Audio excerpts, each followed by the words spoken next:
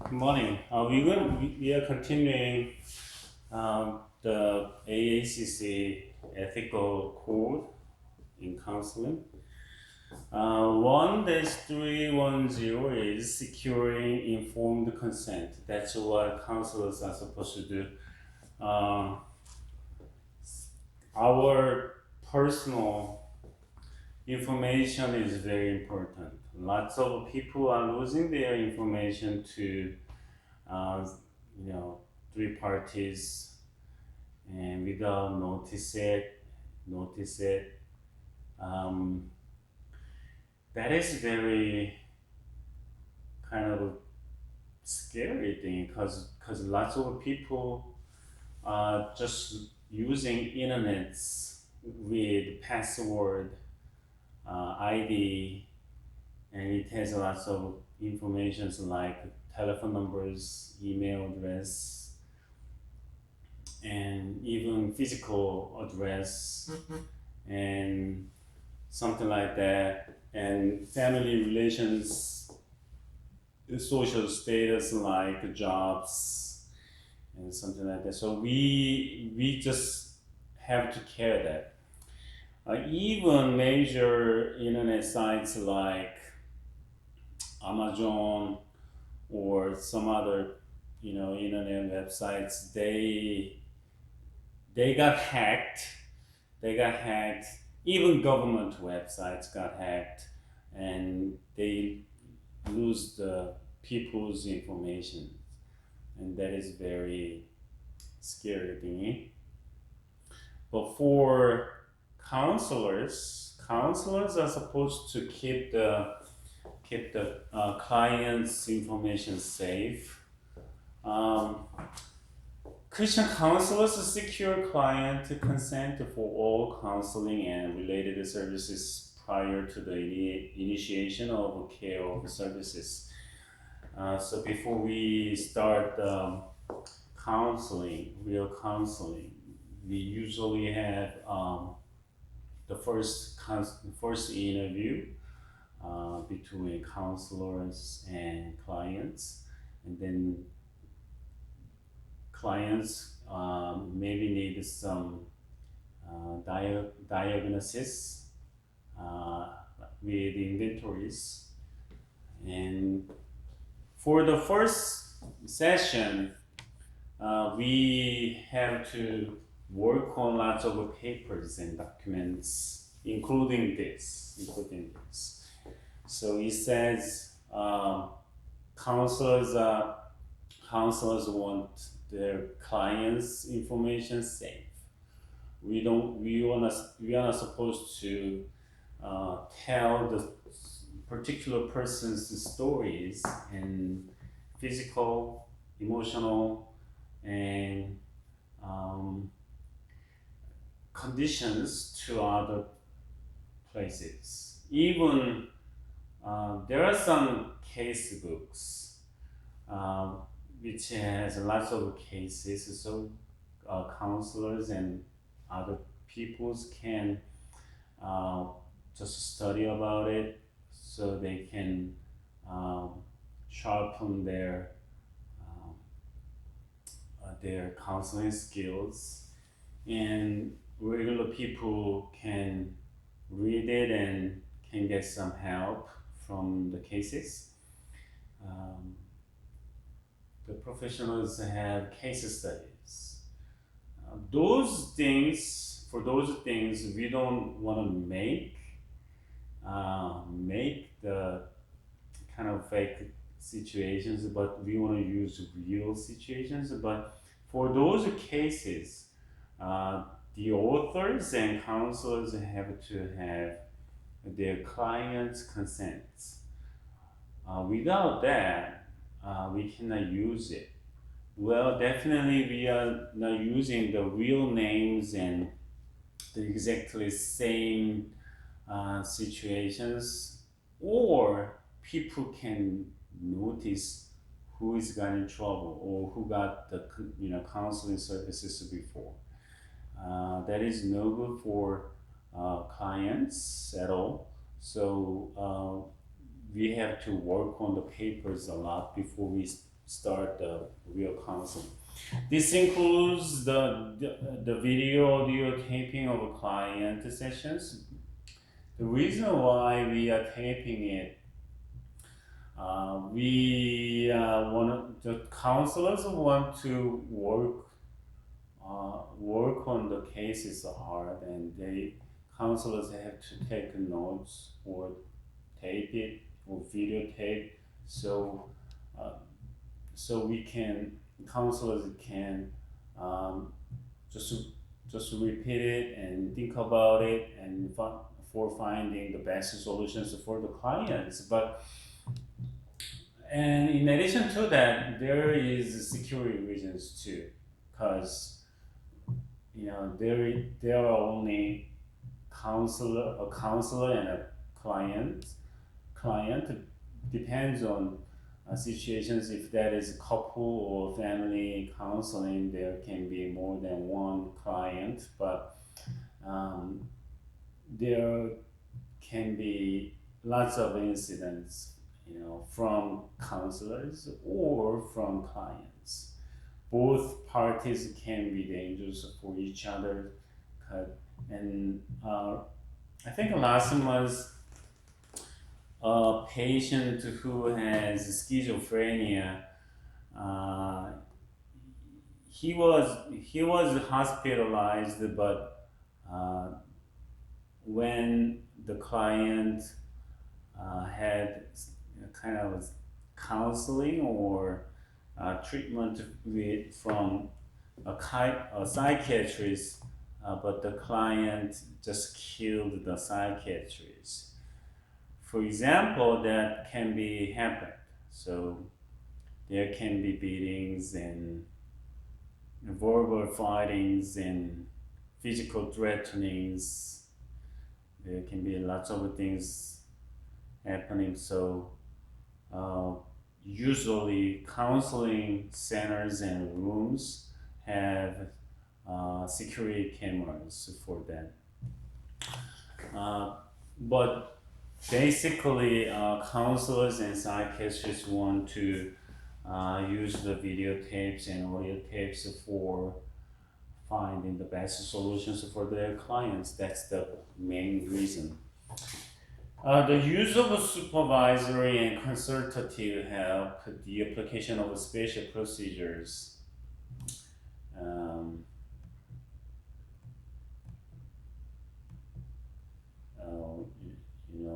I don't know what. There is one. There is a. Let me do it again, cause there is one small window, but it just stays there. So sometimes I cannot read it. I don't know what is that. And there is a box. Uh, I don't think you can see it, but I see it. So and client.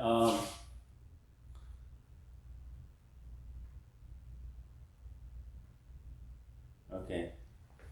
The application of special procedures of and evaluations and the communication of client data with other professionals and institutions. So, when counselors need to just share the case with supervisor and for the case studies, uh, the, the counselor has to get the consent from his or her client.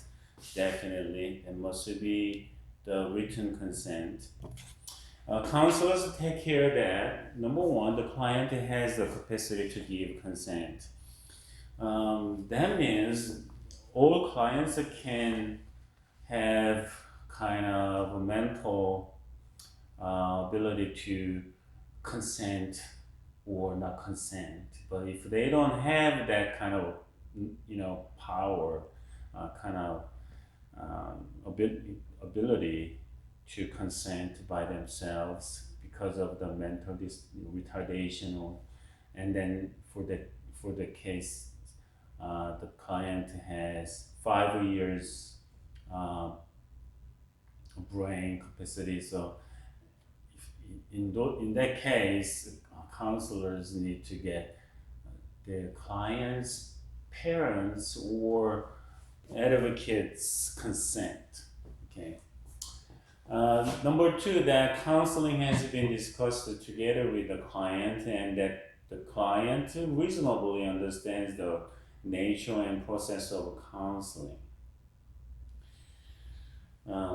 Like the cost, time, and work required.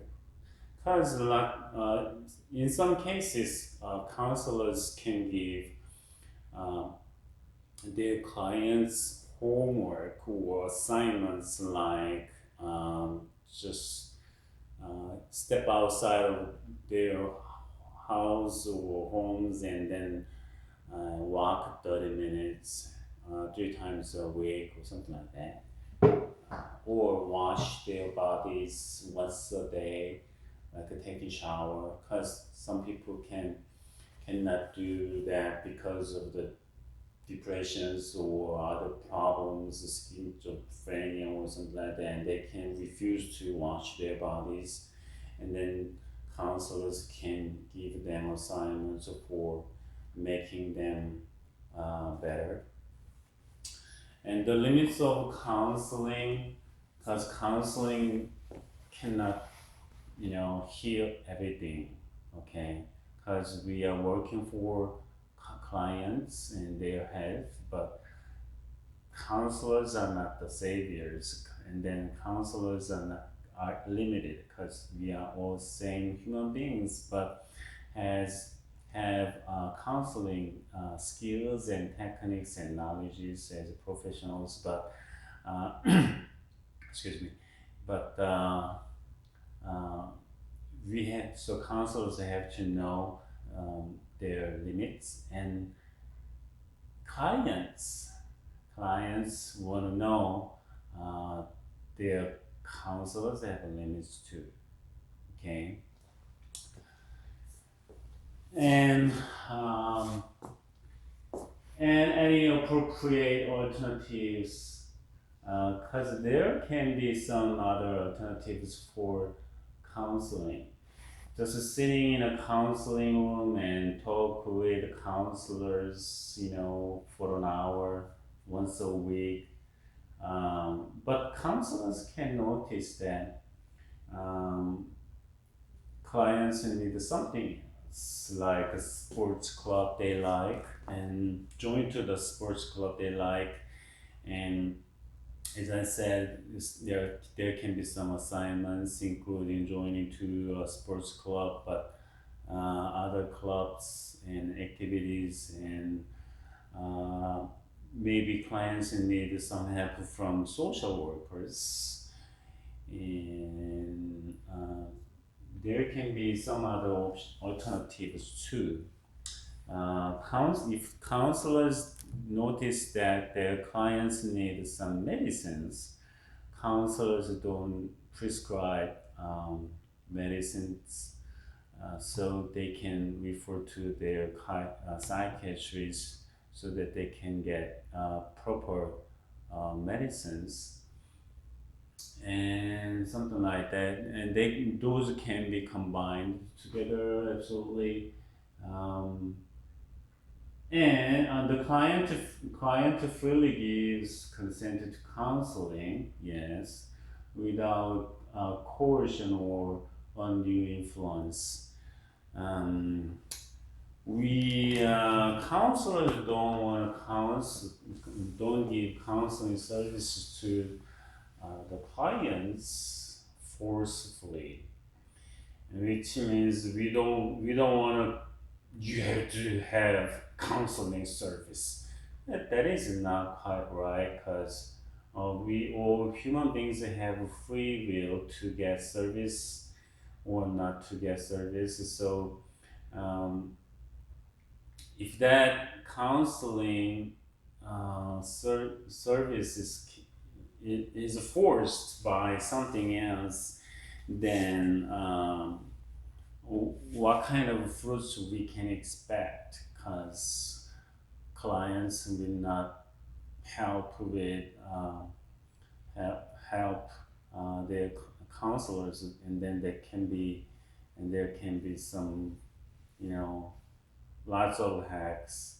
Um, but there are some exceptions, like if there is domestic violence, the parents can get court or order from their judge, and then they have to take parenting classes for like 20 hours or 40 hours, like alcohol anonymous. Because when you drive and without, you know, after drinking alcohols and you got insert trouble or got tickets from police officers, then courts can order the violators to take a certain education like alcohol anonymous, and the facilitator of alcohol anonymous was so called AA group, and then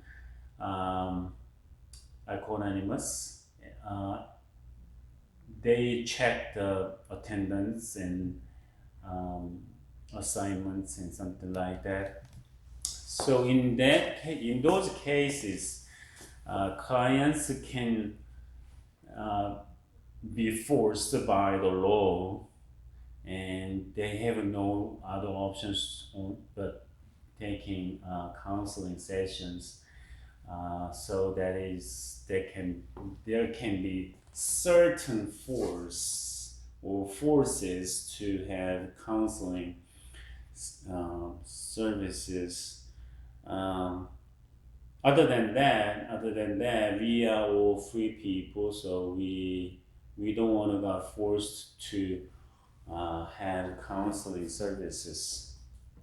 Okay, so there are some other, you know, things, and then 1-320 is consent for the structure and process of counseling.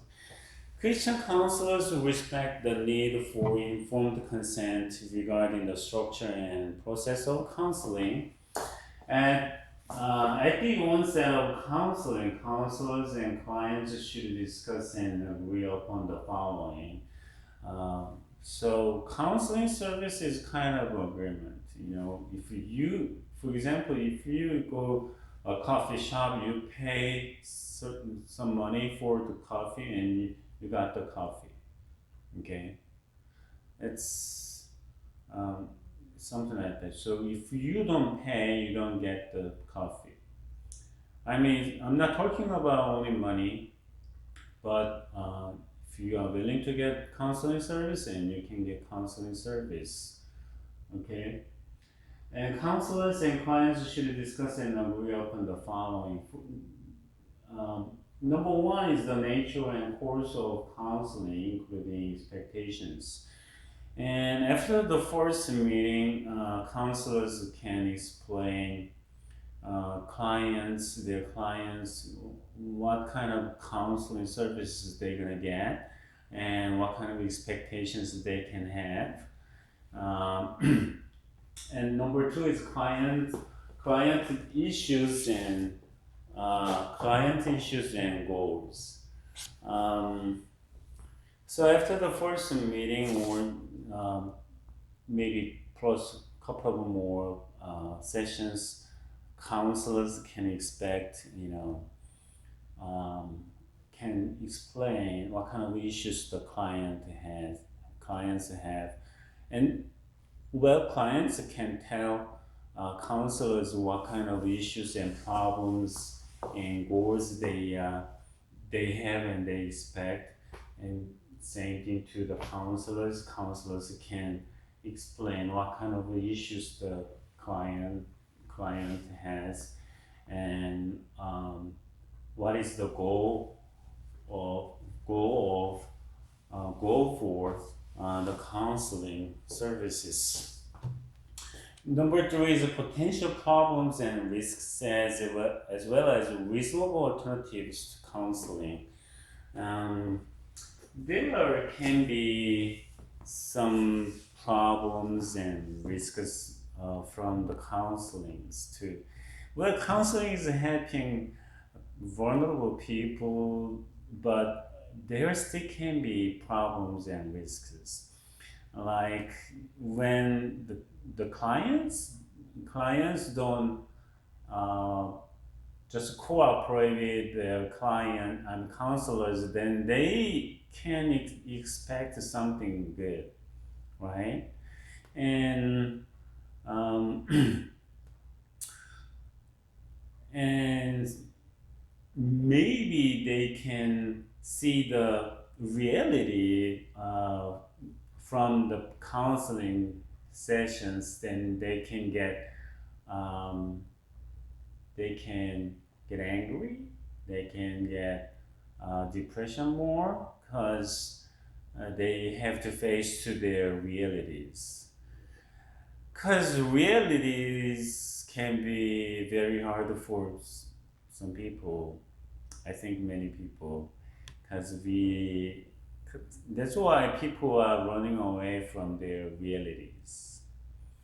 Because they have to take responsibilities for their kids and their families and their jobs and other co-workers, and then they don't want to take that kind of responsibilities, and they want to just run away from uh, those responsibilities and situations, but they have to face the reality, um, you know, through the counseling services, and they're gonna get shocked sometimes, and they can get anger, um, get depressions and something like that, and there can be problems, and there can be problems when clients have certain emotional reactions to their counselors, and there can be many things, and as well as reasonable alternatives counselings. As I mentioned before, there can be some other alternatives. Number four, counselor status and credentials. If the counselor is under supervision, that fact shall be disclosed and the supervisor's name and role indicated to the client. Or counselors are not the same, or pastors are not the same, or professors are not the same, or politicians are not the same. They have their particular, or medical doctors have not the same status. And so it is no good idea to say, I'm a counselor, I can give you professional service. Well, but there are, status in counselings. So, for example, counselors don't prescribe medicines, and then you want to just let your clients know it, even though they know it. Um, if you are in master course, and if you are pursuing regular professional license, and if you are just working under a supervisor or supervisors, and you have to let your clients know that your status is here or there or whatever, so they can understand what kind of counselors they can have. um, I don't think they can look down their counselors because their counselors haven't got the license yet, because the depends on situations. Some regular people can give counsel to others way better than professionals. But usually people count the credentials, so you have to let them know. Do not afraid to say that you are working under supervisor or supervisors, because we almost all counselors have to pass that process, and it is not shame that counselors have supervisors because that is more secure. And then you want to just let your clients who is your supervisor or something like that, because supervisor has certain responsibilities on the counselors too. Number 5, confidentiality and its limits. Confidentiality, that is huge, but it has limits too. For example, you are about to kill yourself, and your clients got raped by certain people, and your clients are minors, and in those cases, and plus other particular situations, confidentiality doesn't apply to that.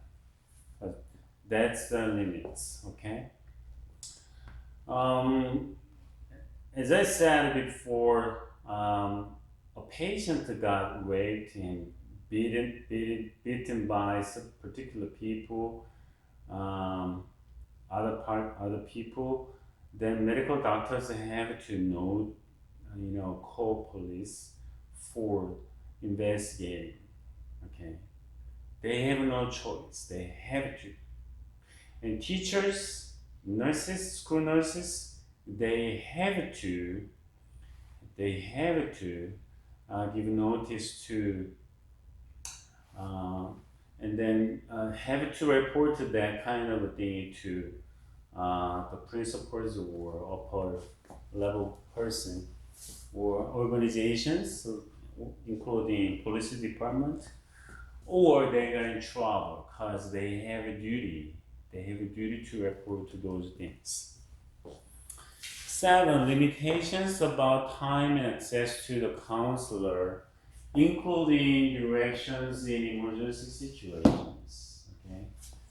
Well, clients want to talk and get help from their counselors whenever they got in trouble. But the counselors are working, helping their clients during the counseling sessions. Okay. Besides the counseling sessions, clients cannot call their counselors, but they can have emergency phone numbers and email addresses, something like that. And then counselors can contact their clients if they think they have to do it. Okay. So there are particular times, but when they have emergencies, they can have emergency contact numbers. Number 8, procedures for resolution of disputes and misunderstandings. Counselors and clients can have problems because there can be any problems. For example, clients feel that they didn't get any help from their counselors, and counselors can get sues from those clients, and they can get complaints, something like that. And then on those cases, there is particular procedures, okay?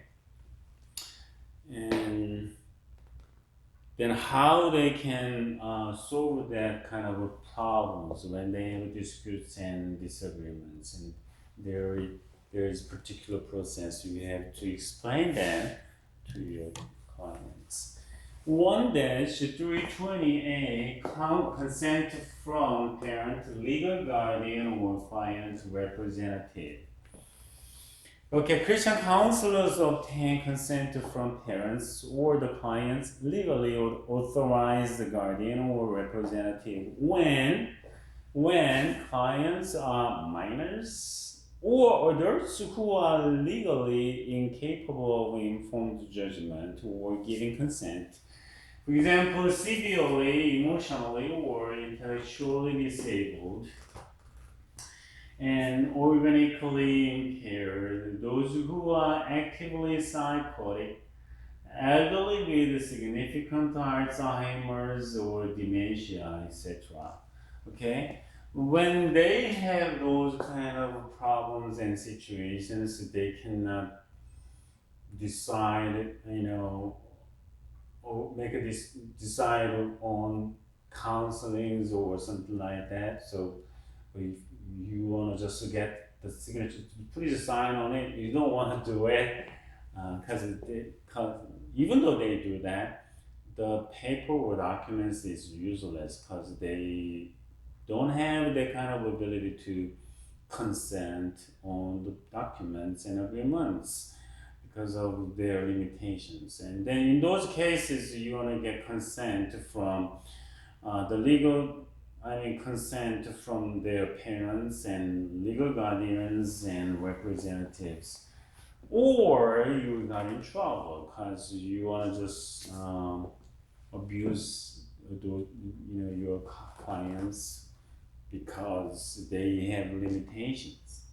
Okay, isn't it apparent? But we can violate apparent, clear things because we don't understand what's going on sometimes, or we just hurry, we just rush, and we just ignore. Okay, please keep that in your mind that counselors have to get proper consent from those people. Okay, 1-320B, documentation of consent. You make a document. Yes, Christian counselors document client consent in writing by professional service agreement, contract, or consent form. So you want to just make a contract. So after the contract, you can give counseling services to your clients, and clients can get the counseling services from the counselors. Documentation is very important. Documents have power. They have a legal power. Okay. Verbal document, who's gonna trust it? When your clients are saying something different, we can forget. We can forget, and they can forget. We can get confused. So legal documentations are so crucial for the counseling services. 1-320-C, negligent or harmful practices. Christian counselors do not allow clients to unknowingly or unwittingly consent to negligent or harmful caregiving practices, especially those that involve dual relationships with the counselor. So we want to just keep away from the multiple relations because of those, problems and situations. So we don't want to allow clients to consent to negligence or harmful caregiving practices. Okay. So 1-330, consent for biblical and spiritual practices in counseling. Well, we are Christian counselors. Christian counselors are based on our biblical spirits, and then based on biblical based on Bible. Because we believe in God, we believe in Jesus, we believe in the Holy Spirit, and we are Christians. And Christians, as Christian counselors, we want to use particular things on top of the secular counselings. Okay, so without consent to that, you don't want to give them Christian thingy, and that can be kind of huge violations too. I used to serve as hospital chaplain in Garden Grove Hospital, General Hospital, and as a hospital chaplain, even though I'm Christian and Christian pastor, I was not supposed to tell people, "Oh, let's pray." Well, what if the patients are Buddhists? What if the patients are what if the patients are Muslims, Hindus? And what if they don't have any religions and they don't like any Christians or something like that? Well, I'm a hospital chaplain. I'm just helping patients. What? Yes, you are helping patients, but they have a right, not to get those help. You're gonna make your patient, those patients feel worse by praying for them, by telling them the Bible, by singing the hymns. Well, helpers are not helping others for themselves, for their benefits, for their feelings, for their money. Well, money is different, but right? No matter what kind of religions you have, I'm gonna pray for you because I'm a pastor. You cannot do it. That is a violation. That is a violation, right? So, well, there are lots, some other hospital chaplains who are monks and Catholic priests and Muslim leaders and rabbis, Jewish rabbis, and there can be many other people, but they can't just push others to get their own religious services. Okay, isn't it clear? But Christian counselors do not presume that all clients want or will be receptive to explicit spiritual Judeo-Christian innovations in counseling and therefore obtain consent that honors the client's choice receptively to these practices and the timing and manner in which these elements are introduced. Okay?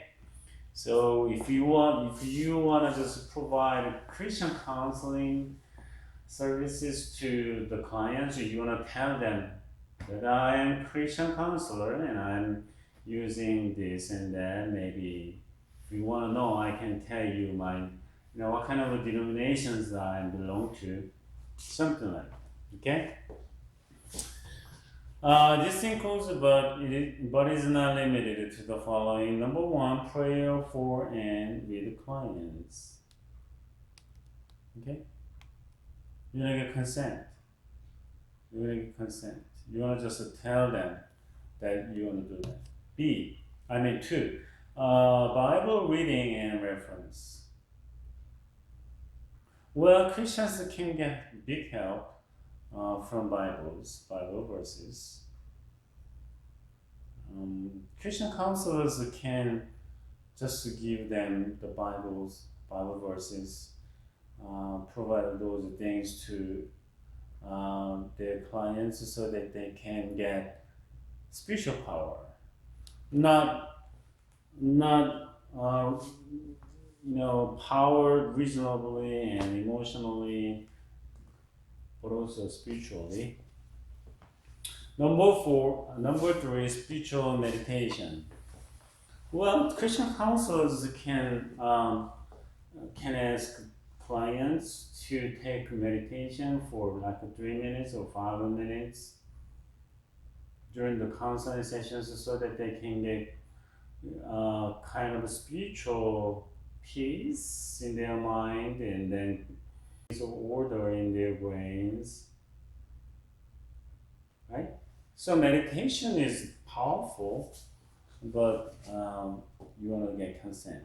Number 4, the use of a biblical and religious imagery or music. Well, I used to get lots of power and peace and energy, something like that or comfort from singing or listening hymns and gospel songs. Okay. Number 5, assistance with spiritual formation and discipline. Okay. So that they can know, the clients can learn from their counselors about the Bible, okay, plus many other things. Number 6, incorporation of fasting in the treatment plan as a spiritual discipline. I used to do fasting a lot, but I don't do that anymore because my physical conditions. If I skip a meal, I'll be vulnerable. I go crazy, so I have to eat. I have to eat 3 meals a day, and I don't know how I did that.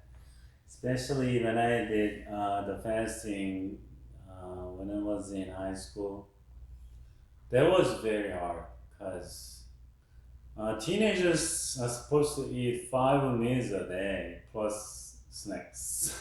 That's what I think. That's what I did. I used to eat a lot. But but I did fast. And I was feeling something dizzy sometimes, and but they can help too. So it's not just skipping a meal or meals, but for that time we can think something else. Because breaking the usual thing, usual pattern, usual life, patterns or something like that, and then when we break a usual thing, we can see and feel and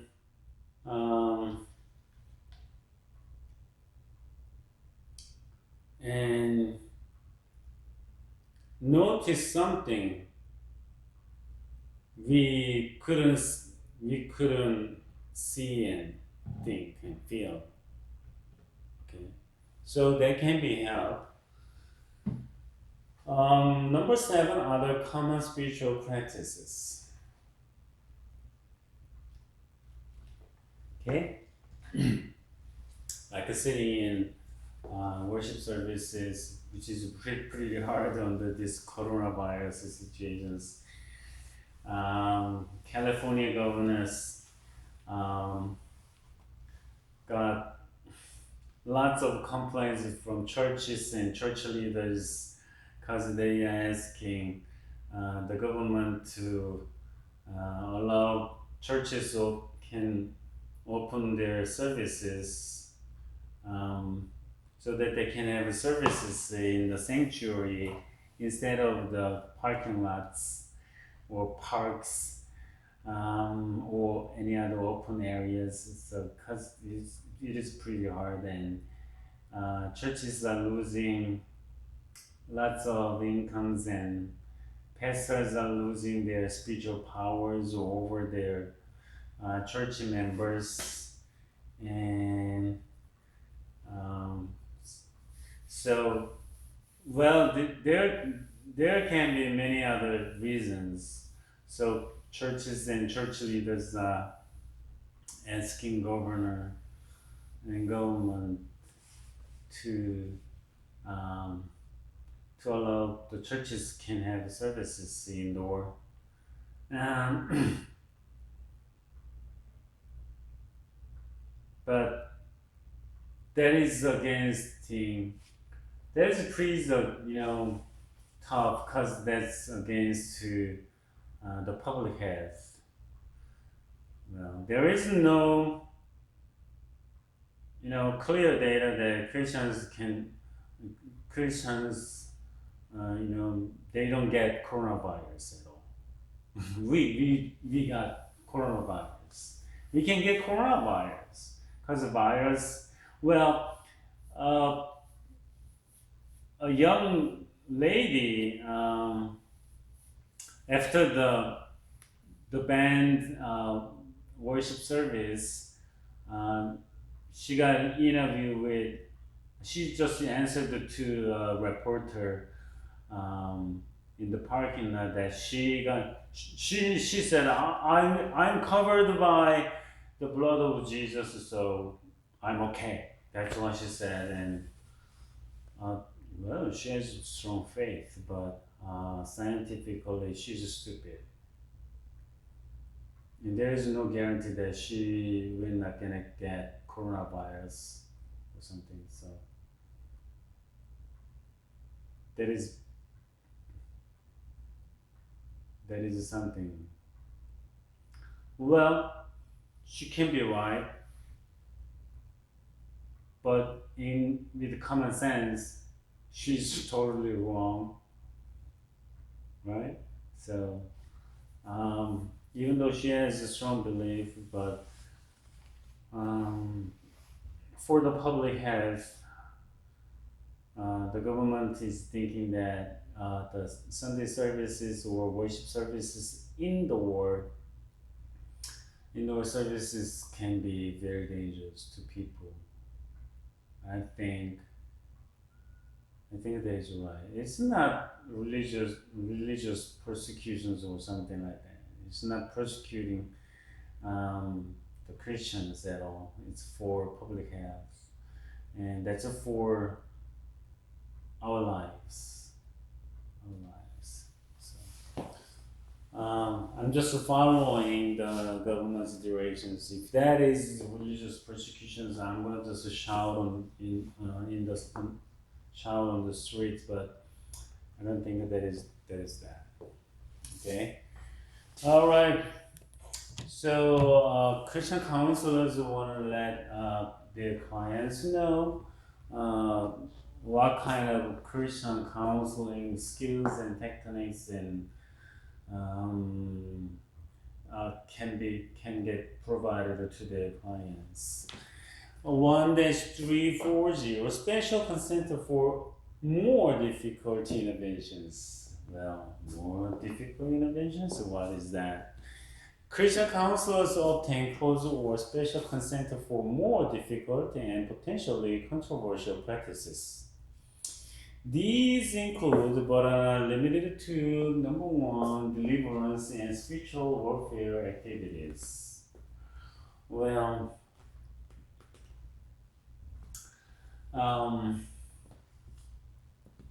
a professor in Fuller Theological Seminary, he used to use kind of expelling out the demons from people, and he used his hands. He never touched other people, but he just used the hand. Looks like just pushing out the demons out of the demons out of the client. I mean their clients or something like that.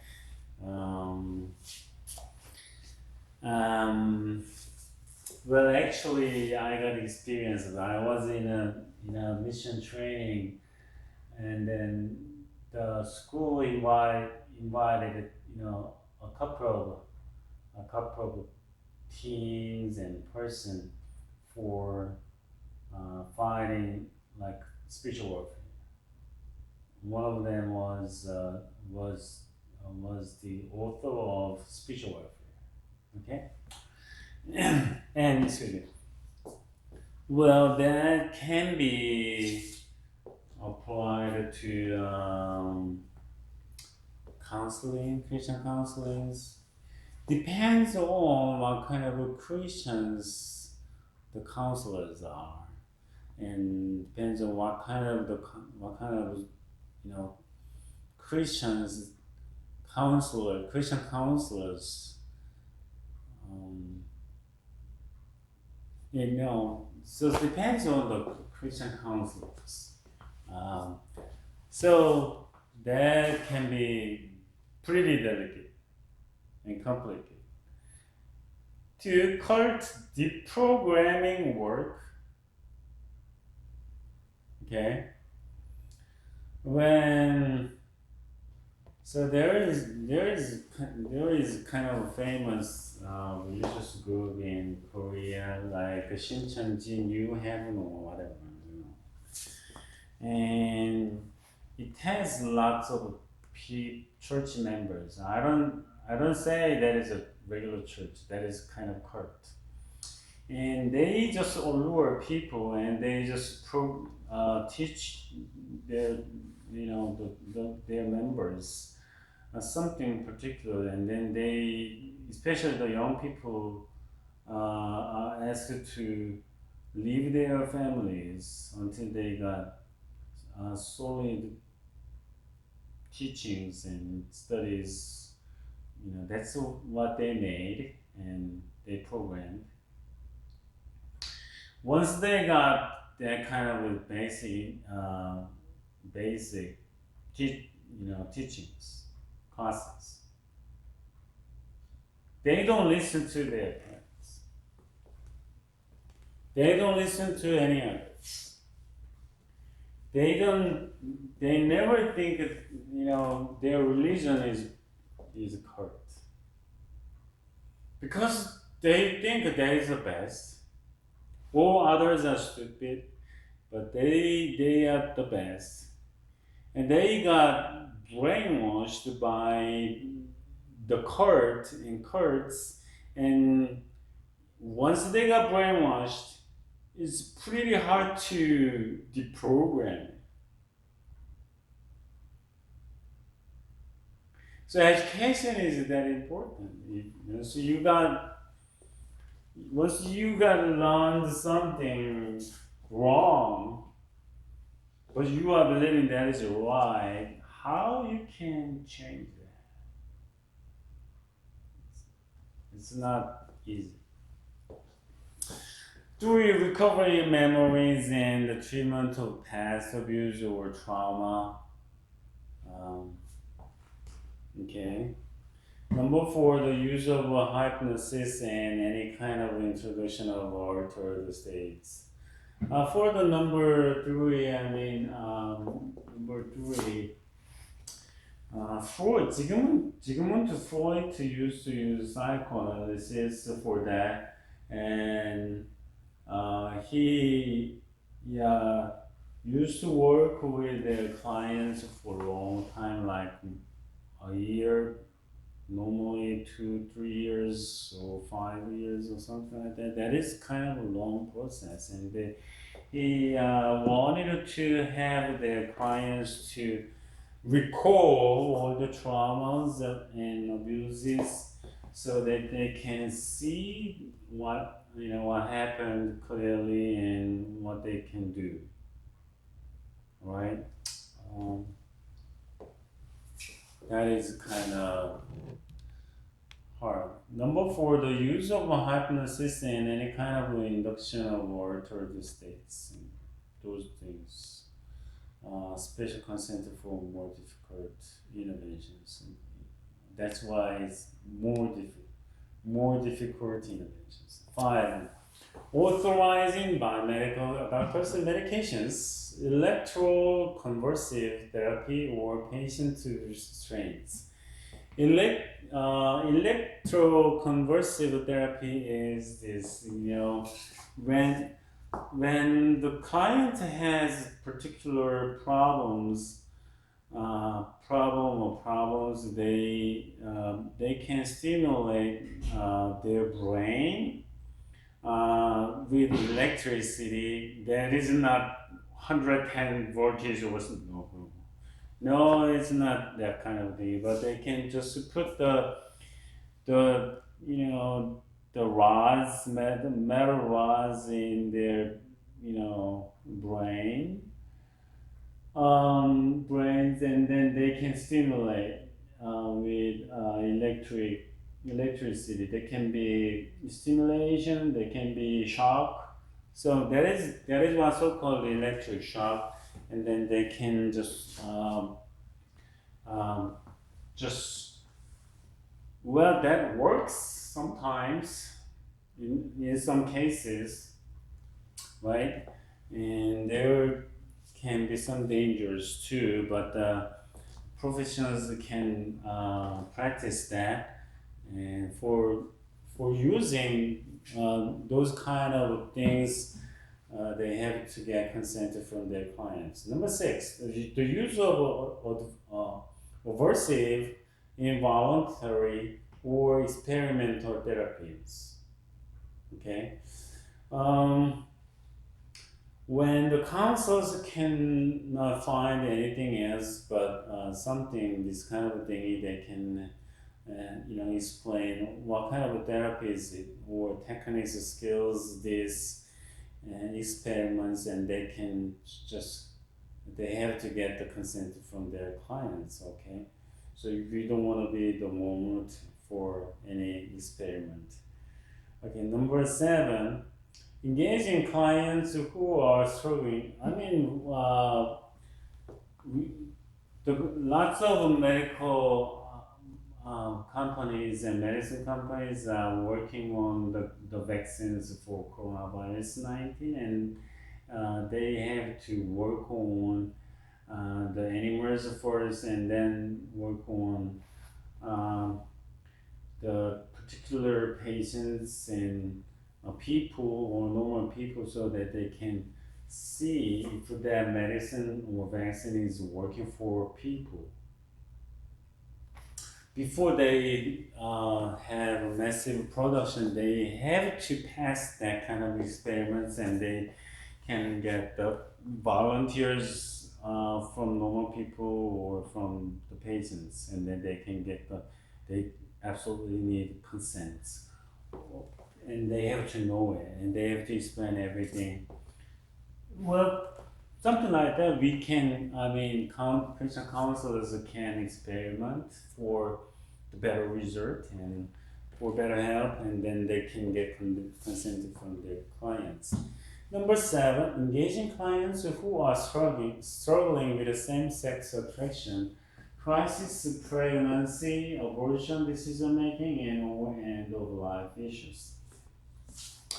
Well, they got pregnant, and then they wanted to give birth to baby, but in that case, the mother can be dangerous, and then they have to just work on the kind of issue. And if they want to just kill themselves, and some people are flying over to some European countries, and they can get kind of voluntary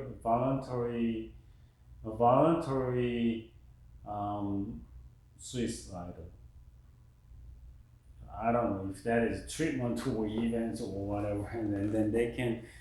Some people can get attractions to the same-sex people, and Christians are believing that is not right, and then they can help people to just fix that problem, or they can physically, mentally, emotionally, and they want to just work on those things. They can have a special consent. That's more difficult interventions. Okay.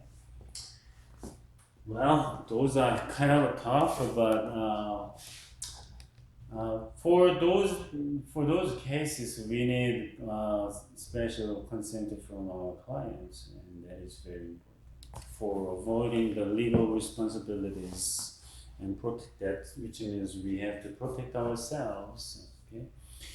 1-340-A additional documentation required for those cases. What? The above listed interventions require a more detailed discussion with clients and or client representatives regarding specific procedures, risks, and treatment alternatives, and a detailed written consent agreement for the procedures should be obtained. That's what I mentioned already.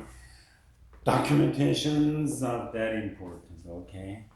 1-350, changes in the counselor's role. Christian counselors recognize their role in the helping process can change or transition from time to time. For example, from individual counselor to marital family counselor or vice versa, from evaluator, a researcher, mediator, or life coach to counselor or vice versa, etc. Okay.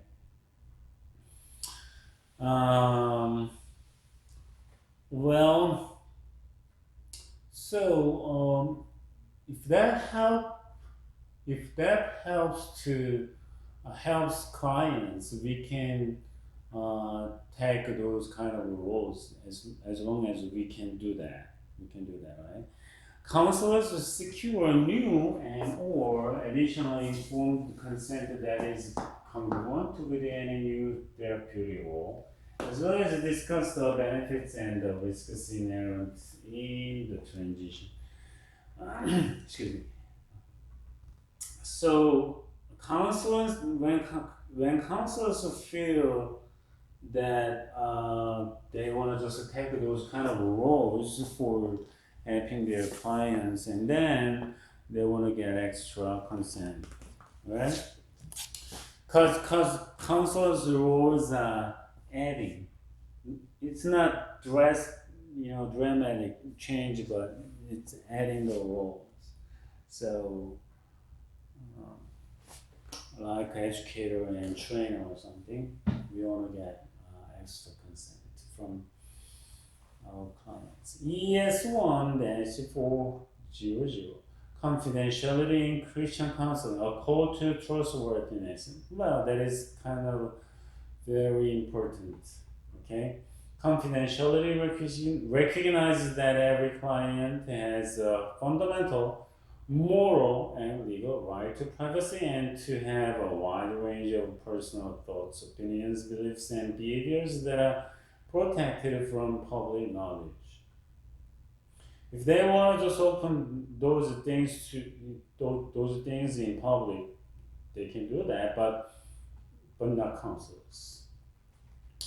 The therapeutic alliance between counselor and client is enhanced whenever there is an environment that offers an appropriate level of confidentiality. Sure, if the clients don't trust their counselors, and if they doubt that the relationship, confidentiality, and they cannot say everything to their counselors, and the counselings can be quite limited, right?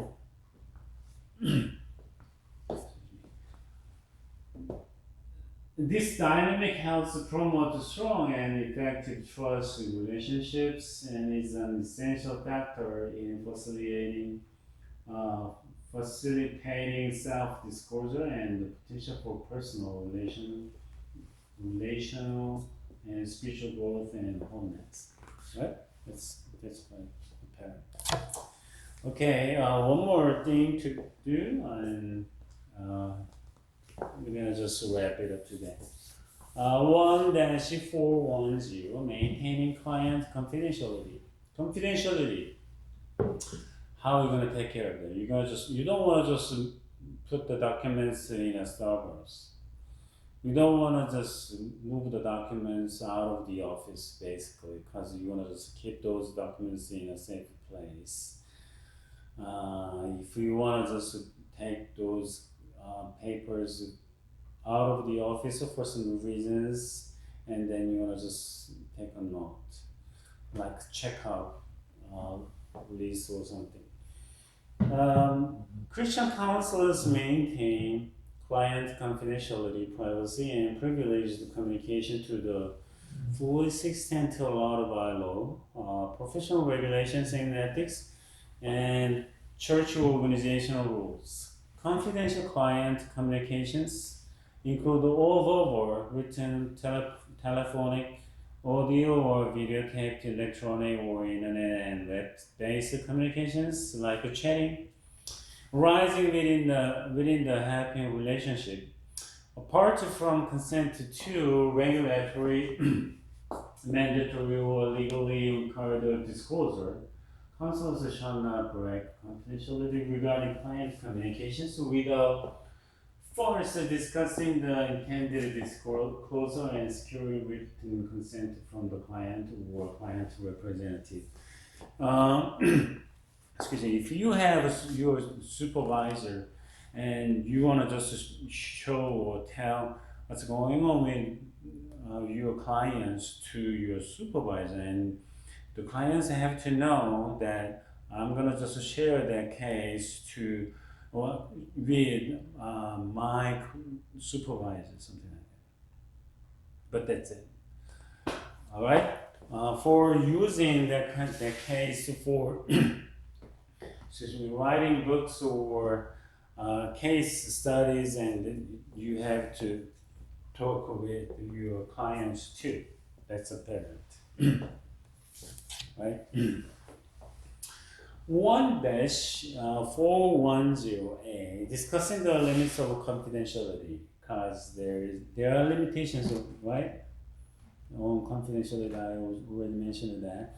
And clients should be informed about both the counselor's commitment to confidentiality and its limits before engaging in counseling. They have to know it.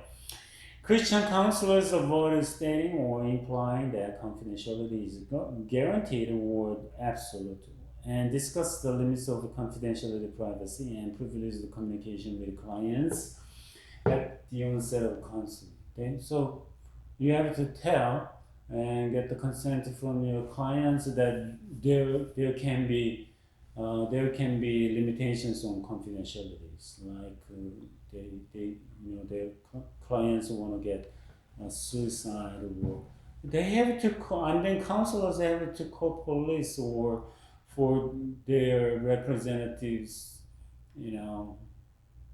or something else, right? Unless your clients are gonna lose their lives. Saving lives is the most important than any counseling services. If they die, you cannot provide any counseling services to that people. That's why you don't want to do that, because that is ridiculous.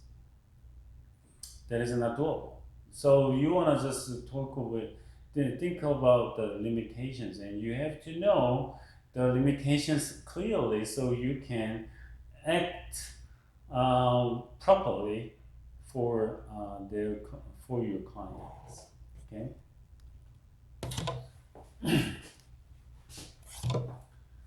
1-420, asserting confidentiality or privilege following demands for disclosure. Protecting confidential communications, including the assertion of privilege in the face of a legal or court suppleness, and shall be the first response of Christian counselors to demands or requests for client communications and reports. Okay. So when you gotta just some pushes and orders for that,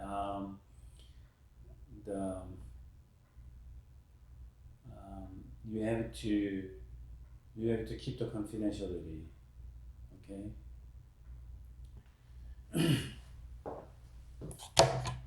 1-420-A disclosure of confidential client communications. Christian counselors disclose only their client information they have written permission from the client to disclosure or that which is required by legal or ethical mandates. Counselors shall maintain confidentiality of client information outside of the bounds of the narrowly required parameter to fulfill the disclosure and shall limit disclosures only to those individuals having a direct professional interest in the case. All right, so that's how and what the counselors can do on disclosing the communications. 1-420-B, the client has the holder of the privilege.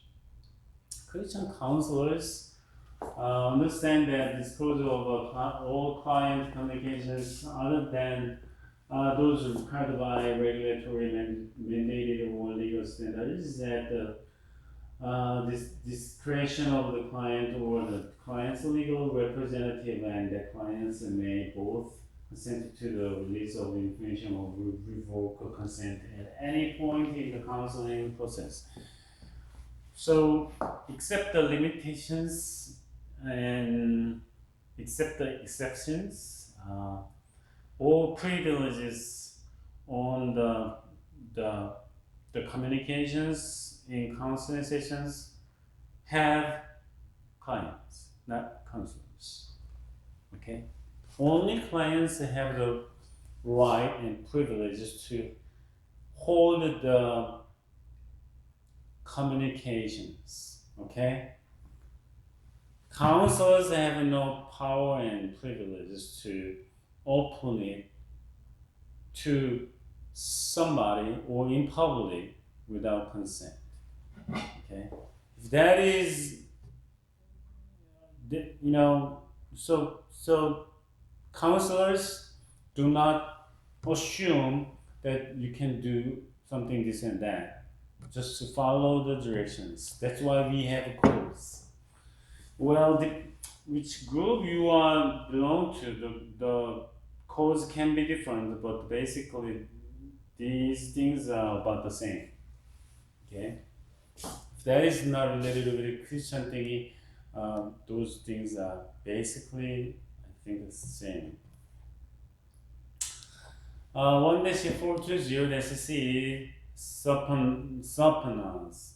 In the face of a subpoena, Christian counselors neither deny nor immediately comply with disclosure demands, but should assert privilege in order to give the client sufficient time to consult with an attorney to direct disclosures, and they have to take time, right, for the better decision making on the communications between clients and counselors. Well, I just speed up a little bit because we're gonna just finish this class next week. Hopefully, I try to finish them all, but I don't know. I don't think I can finish them. But basically, you all can read it because I'm gonna just send that information to you. But and I try my best next week. So, well, thank you for that.